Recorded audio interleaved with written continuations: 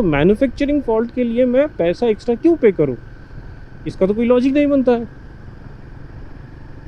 हाँ, अगर इसमें कहीं ऐसा हो गया कि नहीं मैंने कुछ सर्विसिंग नहीं कराया, हाँ जाओ दाम दिख मत करो।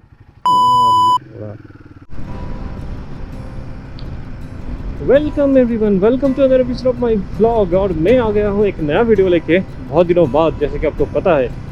एंड आज का जो वीडियो है वो थोड़ा ट्रिकी है। ट्रिकी इसलिए है क्योंकि ये जो हिमालयन 450 है, आप सबको तो पता ही है कि मैंने हिमालयन 450 लिया था लास्ट ईयर जून 6 को 2024 में। और आज है अगस्त का आई थिंक आज है 16 ऑफ अगस्त 2025। तो बाइक लेने के बाद से कुछ ना कुछ क्रिटिकल इशू कभी ना कभी हो ही जाता है। मतलब इंजन रिलेटेड तो अभी तक मुझे कोई ऐसे दिक्कत नहीं हुआ, बट क्या हो ना कि ये जो रॉयल एनफील्ड का स्पेयर पार्ट्स है या फिर नट वगैरह स्क्रूज वगैरह बहुत ही लो क्वालिटी का है, बहुत ही ज़्यादा। मतलब मैंने इससे पहले मेरे व्लॉग में दिखाया था कि कैसे जो वो ऑयल फिल्टर का जो एक ओपनर है वो कैसे टूट जाता है उसका थ्रेड, तो वो मैं ओपन नहीं कर पाता हूँ, फिर दोबारा उसको ऑर्डर देना पड़ता है। जो ऑयल फिल्टर का जो कैप होता है बेसिकली, तो वो एक इशू हुआ था। बाकी इधर उधर का छोटा मोटा इशू तो होता ही है, बट अभी फिर दूसरा एक सीवियर इशू जो कि सामने आया है। मेरा फोर्थ सर्विसिंग था लास्ट वीक में, तो मैं गया फोर्थ सर्विसिंग के लिए। अब फोर्थ सर्विसिंग में क्या है ना कि मुझे एयर फिल्टर चेंज करना था। तो एयर फिल्टर उन्होंने टैंक को खोला, एंड टैंक को खोलने के बाद एयर फिल्टर का जो वो 3 स्क्रूज है, मैं फ़ोटो डाल दूंगा, आप देख के तो समझ जाओगे उसमें। तो वो जो 3 स्क्रूज जो है, जो कि अलाइन की का एक स्क्रूज होता है, वो जब खोलने गए तो पता चला कि वो खुल ही नहीं रहा है। मतलब वो नट के साथ वो पूरा घूम जा रहा है। अब ये तो एक मतलब क्या ही बताएं, नया बाइक है, 16,700 किलोमीटर चला है, और मैंने जितना भी अभी तक सर्विसिंग है मैंने प्रॉपर रॉयल एनफील्ड के सर्विस सेंटर से ही करवाया है। तो ऐसा इशू तो नहीं होना चाहिए था।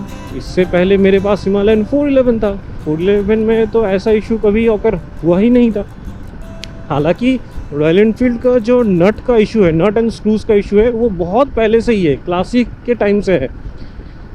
तो इसमें मुझे लगता है कि रॉयल एनफील्ड को थोड़ा ध्यान देना चाहिए, क्योंकि ऐसा अगर होगा, अभी मैं आपको बताता हूँ कि इशू क्या हुआ उसके बाद। अब एयर फिल्टर जो है वो खोल नहीं पा रहे हैं जो मैकेनिक है। तो फिर उन्होंने क्या किया, मैंने वर्कशॉप में बात किया, तो वर्कशॉप में उन्होंने बताया कि हम लोग FR रेस कर रहे हैं। FR I don't know exactly what FR stands for, but जो भी है मोटा मोटा ये समझ लीजिए कि FR रेस करने के बाद कंपनी की तरफ से अप्रूवल आता है, एंड वो अप्रूवल मिलने के बाद वो वारंटी क्लेम में चेंज हो जाता है। अब जब ये FR रेज हुआ, उन्होंने कहा कि 3-4 दिन लगेगा अप्रूवल के लिए।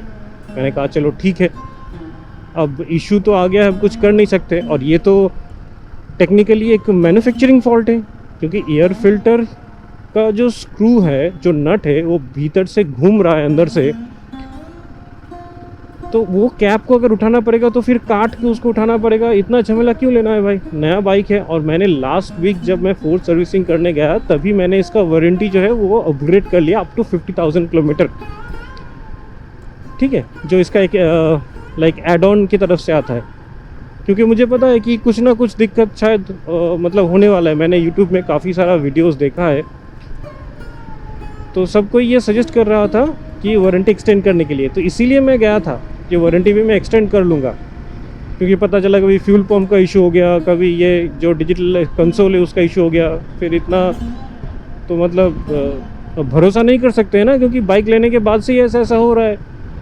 और मुझे तो सबसे ज़्यादा गुस्सा आता है वो यूट्यूबर के ऊपर, वो सभी लोग जिन्होंने हिमालयन 450 का इतना बढ़िया मतलब प्रेजेंटेशन दिया था अपने रिव्यूज़ में, रिव्यू व्लॉग में, यूट्यूब में स्पेशली, और जो व्लॉग देख के काफ़ी लोगों ने ये बाइक को ख़रीदा था। देखिए, हर एक बाइक का एक पॉजिटिव एंड नेगेटिव होता है। मैं ज़्यादा डीप में तो इस वीडियो में नहीं जाऊँगा, बट इसका पॉजिटिव तो है।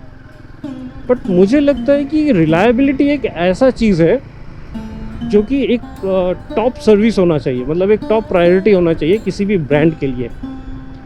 हाँ, मैं इसको 160 में चला सकता हूँ, मैं इसको फलाना ढिमकाना, बहुत सारा इसका एडवांटेज है, इसका सस्पेंशन बहुत अच्छा है। बट इस तरीके का अगर एक नट का जो अलाइन की का थ्रेड है वो टूट जा रहा है, एक एयर फिल्टर का एक बॉक्स वो खुल नहीं रहा है, वो नट अंदर से घूम जा रहा है, ये तो क्रिटिकल इशू हो गया ना। अब इसको मैं कैसे सॉल्व करूँ? Anyways, come to the point. तो उन्होंने एफआर रेस किया, 3-4 दिन का टाइम लिया, फिर मैंने वर्कशॉप में कॉल किया। अब वर्कशॉप की तरफ से ये बोला जा रहा है कि नहीं, कंपनी ने वो क्लेम जो है वो रिजेक्ट कर दिया, एफआर को रिजेक्ट कर दिया। क्यों? कंपनी की तरफ से लॉजिक ये है कि ये ओवर टाइटनिंग की वजह से है। तो किसी ने जो है ये नट को और स्क्रू को ओवर टाइट कर दिया है, तो इस वजह से वो लोग वारंटी क्लेम नहीं देंगे। अब आप समझ लो कि ये जो मैंने सर्विसिंग अभी तक किया, first second and third servicing up to 4 servicing तक मैंने रॉयल एनफील्ड के सर्विस सेंटर से किया। वो तो हमारे हिस्ट्री में दिख जाता है, अभी ऐप में भी दिखता है कि सर्विस हिस्ट्री में। तो भाई साहब, आपके मैकेनिक को ही अगर पता नहीं है कि कितना टाइट देना है, तो इसमें हमारा क्या फ़ॉल्ट है? एक कस्टमर का क्या फ़ॉल्ट है इसमें? तो मैंने उनको बताया वर्कशॉप में, जो मैनेजर था, हालांकि वो बहुत अच्छे हैं, उनसे मेरा मतलब काफ़ी पुराने दिनों से रिलेशन है, क्योंकि मैं हिमालयन 411 भी मैंने ख़रीदा था बर्दवान से, तो वहाँ पे मैं सर्विसिंग भी करता था। तो मैंने उनसे बात की, उनको समझाया कि देखिए सर, ऐसा ऐसा है, कस्टमर की तरफ से क्या गलती है? कुछ गलती है, मैंने नया बाइक ख़रीदा, उसके ऊपर ये सब कुछ हो गया। तो उन्होंने माना उस बात को कि नहीं, आपकी तरफ से तो कोई गलती नहीं है, हम देखते हैं कितना इसमें क्या कर सकते हैं, हम लोग कुछ डिस्काउंट कर देंगे।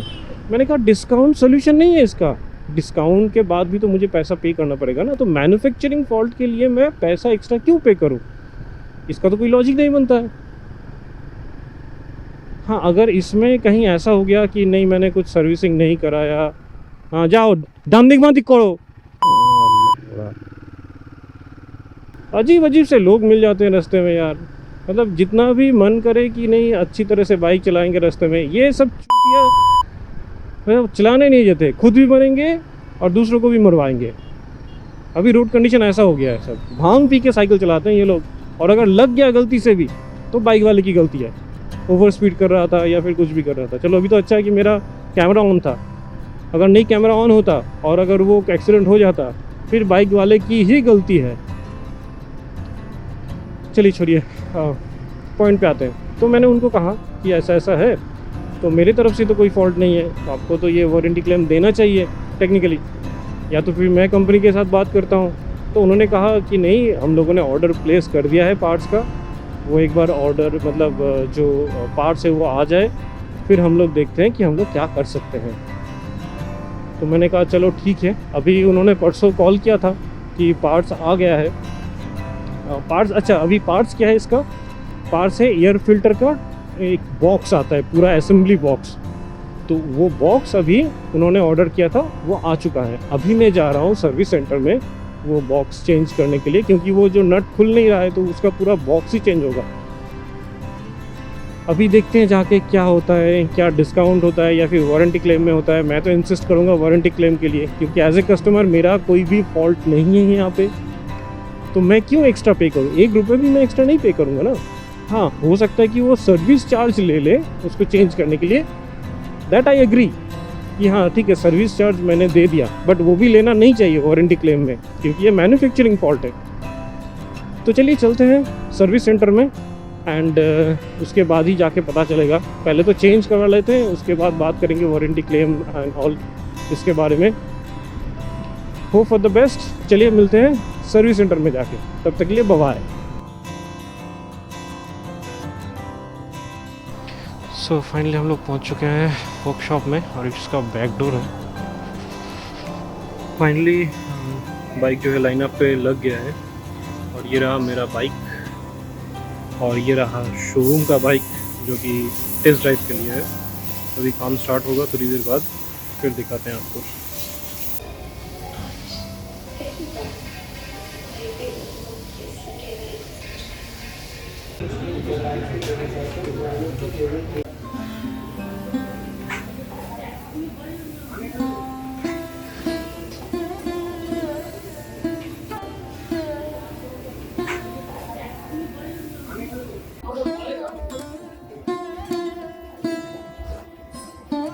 So these align keys nut, they are not opening.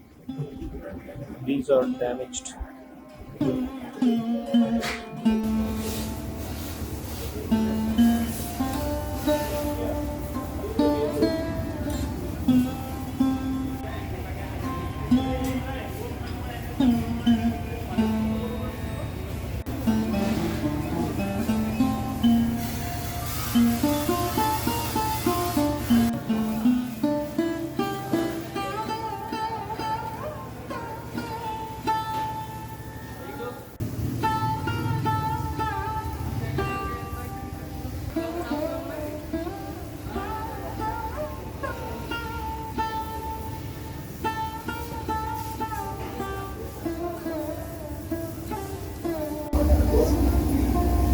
So the new air filter assembly box has been integrated and installed.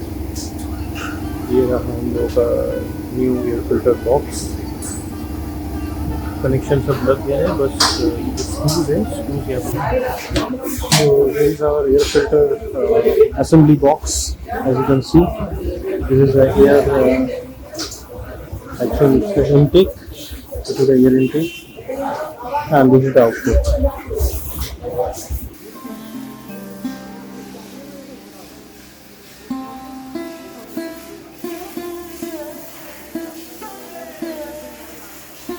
तो ये 3 स्क्रूज हैं जो कि खुल नहीं रहा था. ये 3 जो स्क्रूज है ये मेरे वाले में लूज़ हो गया था, जिसके लिए ये खुल ही नहीं रहा था. ये नया वाला है.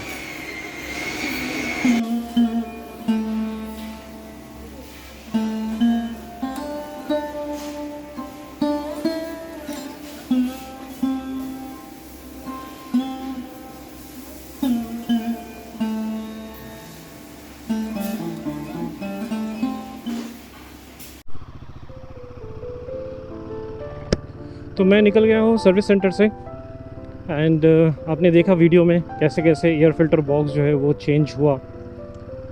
एंड काफ़ी हेक्टिक प्रोसेस था वो एयर फिल्टर बॉक्स को चेंज करना. हालांकि इटसेल्फ एयर फिल्टर बॉक्स को चेंज करना उतना भी कॉम्प्लेक्स नहीं था, बट उसके लिए इतना तामझाम करना पड़ा. पहले जो है ये जो पेट्रोल टैंक जो है उसको उतारना पड़ा. फिर साइड में बहुत सारा कनेक्शंस था, पेट्रोल का connections, wiring, air filter box का कनेक्शंस लाइक थ्रोटल बॉडी से, वो सब कुछ करके फिर अल्टीमेटली जो असेंबली है वो चेंज हुआ. एंड मैंने आपको वीडियो में भी दिखाया कि कौन सा नट था जो कि लूज़ हो गया था. मतलब वो थ्रेड में पकड़ा ही नहीं था, वो पूरा घूम रहा था. इसी वजह से मेरा जो पुराना एयर फिल्टर बॉक्स है वो चेंज करना पड़ा. And specially thanks to the Royal Enfield Bardhaman workshop and specially the workshop manager Abhijit Da. So क्योंकि कंपनी ने तो ये जो क्लेम है वो रिजेक्ट कर दिया था, वारंटी क्लेम. हालांकि ऐसा नहीं होना चाहिए था. कंपनी को खुद से इनिशिएट लेके ये क्लेम को प्रोसेस करना चाहिए था, बट पहले तो उन्होंने रिजेक्ट कर दिया. फिर वर्कशॉप मैनेजर जो है उन्होंने ये क्लेम जो है उन्होंने अप्रूव करवाया. So thanks to the workshop manager again. नहीं तो इसको चेंज कर पाना थोड़ा मुश्किल होता. हालांकि ये कंपनी को खुद से करना चाहिए था क्योंकि ये मैन्युफैक्चरिंग फॉल्ट है, तो उसके लिए कस्टमर को सफ़र नहीं करना चाहिए. बट ये रॉयल एनफील्ड कब समझेगा आई डोंट नो. तो बाइक अगर आप ले रहे हो रॉयल एनफील्ड का, अगर आपका जान पहचान का वर्कशॉप है फिर ठीक है, नहीं तो फिर इशू हो जाएगा. एक तो जान पहचान का वर्कशॉप होना चाहिए वारंटी क्लेम के लिए. दूसरा है